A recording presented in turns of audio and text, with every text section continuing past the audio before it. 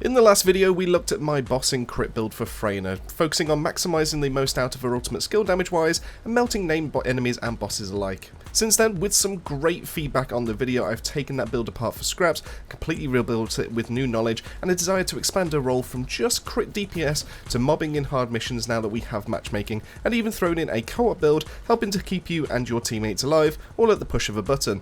So today, I will be bringing you not one, not two, but 3 builds around Freyna, each with their own playstyle so you can mix and match as you feel. But before we get going though, I do want to shout out all the people that watched the last video and gave it support. The numbers and subs have been overwhelming, and I just want to show my appreciation for your time.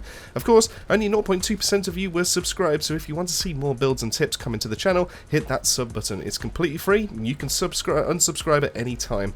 Anyways, enough soppiness from me. Let's kick it all off with the first build, the general mobbing DPS.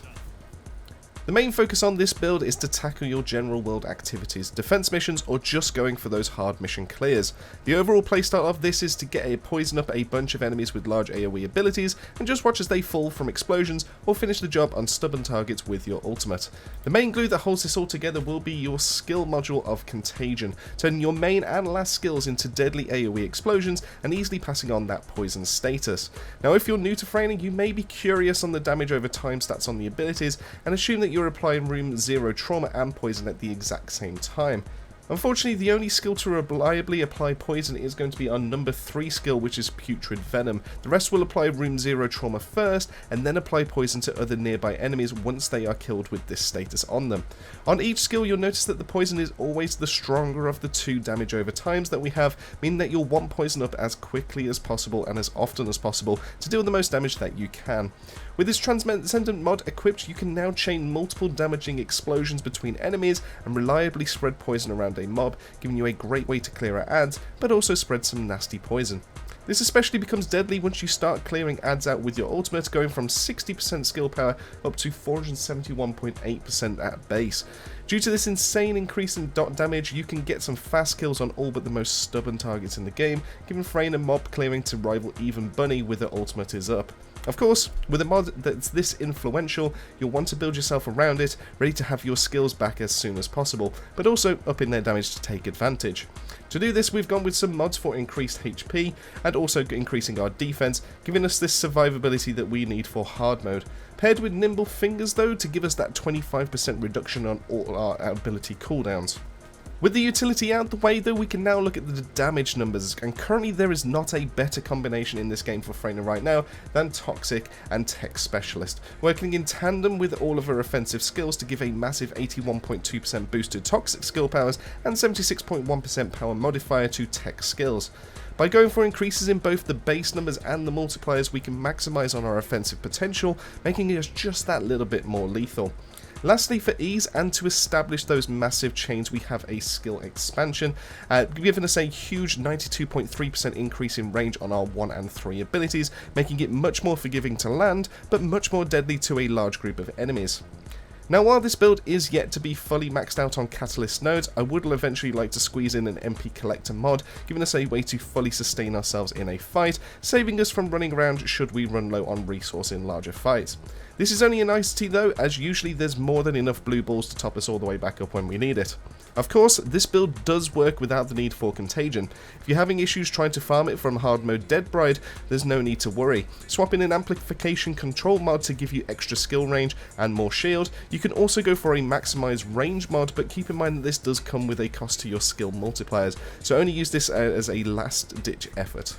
Going for this build and finding the right reactor gear, which we will discuss a little bit later on as it works for all 3 builds, gives you the best all-round build to run with Freyna. Solid mob clear from up to 258,000 damage dot ticks, solid single target DPS with the ult, and a great baseline of survivability. This should always be your first loadout to be able to aim towards once you have her unlocked. Now for our second build we get to look at today is going to be an alternative for people that tend to play with friends or like the idea of being a form of support, bringing a nice tool of keeping both you and your friends up and fighting for longer while also playing into Freyna's kit. Whereas in the last build, Contagion was our transcendent mob to increase our mob clearing and damage capabilities, instead in this build we will be using Toxic Stimulation. Now how this mod works is that it takes your Plagued Body Armor skill that grants you a 25% bonus defense stat and a 35% chance on every single hit to you to inflict room 0 trauma to the attacker, and turns it into an area of effect ability to grant bonuses to any teammates within the wave that it sends out, including yourself. Now it also does come with change the properties of the ability, granting 30% defense instead of 25%, which is huge, but also comes at the cost of an imbue rate going to 20% instead of 35%. With this, we can now look to increase the range and cooldown of the ability so that it's easier to apply to more teammates, all at the same time, and also have that 100% uptime, which is definitely the main selling point of this build. So outside of toxic stimulation, we rock the usual increases to HP as well as our defense so that we can stay upright, but it's perfect to stack with the transcendent skill. Nimble Fingers is also going to help us keep that cooldown low on not just the armor ability, but also the rest of the skills so that we can still dish out the damage with our poison and our ultimate. We will also pair this up with time distribution to give us another 14.3% cooldown, but gives an additional benefit in the case of 52.4% more HP, making us much more tanky, which is going to be perfect for this support co-op build.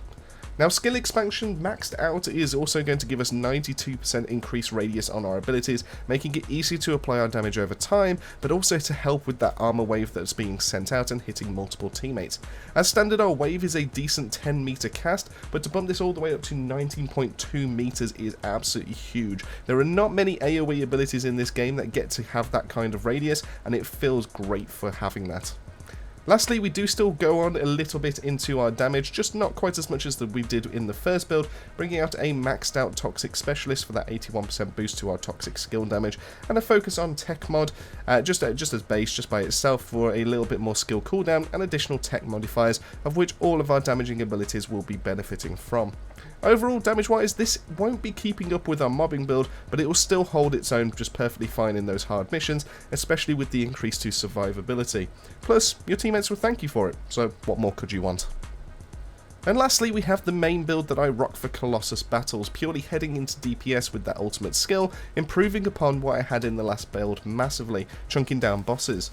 Now, while Freyna doesn't seem to possess the same pure DPS as some boss killer builds that exist, she is still more than capable of holding her own against the big bads of the Void and solo them within the same time limit.